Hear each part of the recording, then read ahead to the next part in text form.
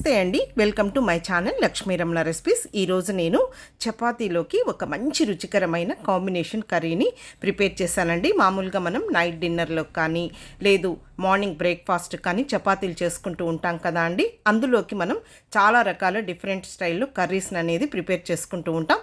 ఈరోజైతే నేను చాలా సింపుల్గా టేస్టీగా తెల్ల శనగలతో మంచి రుచికరమైన చనా మసాలా కర్రీని ప్రిపేర్ చేశానండి. చాలా టేస్టీగా ఉంటుంది.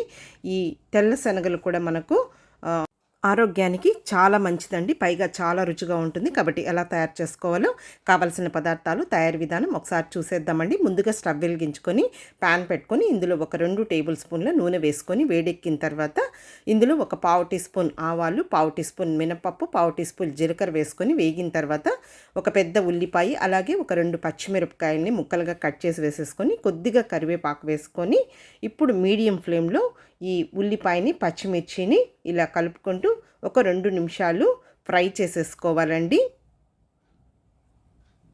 ఇప్పుడు ఉల్లిపాయ ముక్కలు వేగిన తర్వాత ఇందులో ఒక పెద్ద టమాటోని చిన్న చిన్న ముక్కలుగా కట్ చేసి వేసేసుకొని ఈ టమాటో ముక్కల్ని కూడా ఇంకొక 2 నిమిషాలు ఇలా కలుపుకుంటూ టమాటో ముక్కల్ని మెత్తబడే వరకు మనం ఫ్రై చేసేసుకోవాలండి.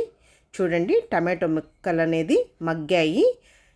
ఇప్పుడు ఇందులో 1 టీ స్పూన్ అల్లం వెల్లుల్లి పేస్ట్ వేసేసుకొని కొద్దిగా నీళ్లు వేసుకోవాలండి, అంటే అల్లం వెల్లుల్లి పేస్ట్ మాడకుండా.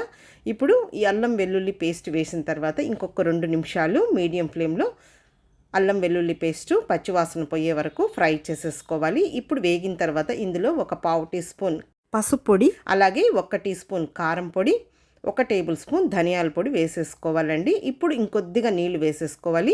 ఈ స్పైసెస్ అన్నీ వేసాం కాబట్టి మాడకుండా. ఇప్పుడు మనం ఈ పొళ్ళు వేసాం కదా అండి, ఇంకొక 2 నిమిషాలు ఇదంతా కూడా పచ్చివాసన పోయే వరకు ఫ్రై చేసుకున్నామంటే మనకు మంచి గ్రేవీ లాగా తయారవుతుందండి.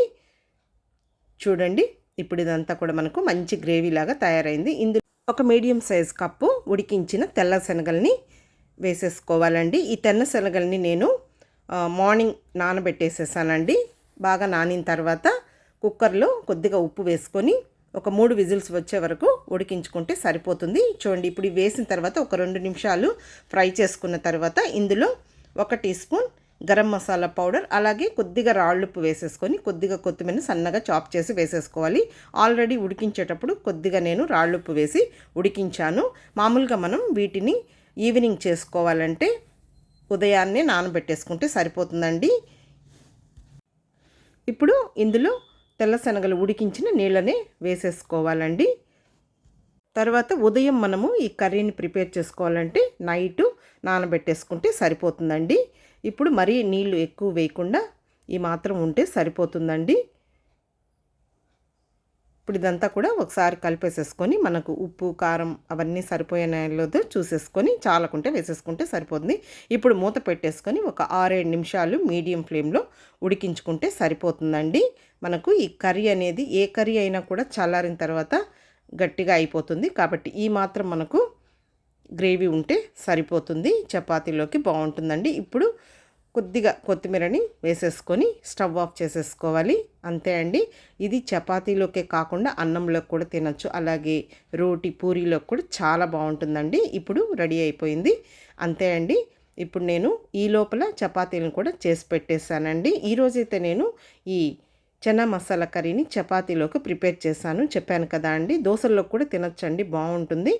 తర్వాత పూరీలో కూడా చాలా బాగుంటుంది. అంతే అండి, చపాతీలు పెట్టేశాను. ఇంకొక కప్పులోకి రెడీ చేసి పెట్టుకున్న ఈ చనా మసాలా కర్రీని వేసేస్తున్నానండి. అంతే అండి, చాలా సింపుల్గా టేస్టీగా మనం మార్నింగ్ బ్రేక్ఫాస్ట్కి కానీ నైట్కి డిన్నర్కి కానీ ఈ కాంబినేషన్తో చపాతీలోకి చనా మసాలా కర్రీ అయితే చేసుకుంటే చాలా బాగుంటుందండి. చూసారు కదా అండి, మీరు కూడా ఒకసారి తప్పకుండా ఈ కాంబినేషన్ని ట్రై చేయండి, చాలా బాగుంటుంది. ఈ వీడియో మీకు నచ్చితే లైక్ చేయండి, షేర్ చేయండి.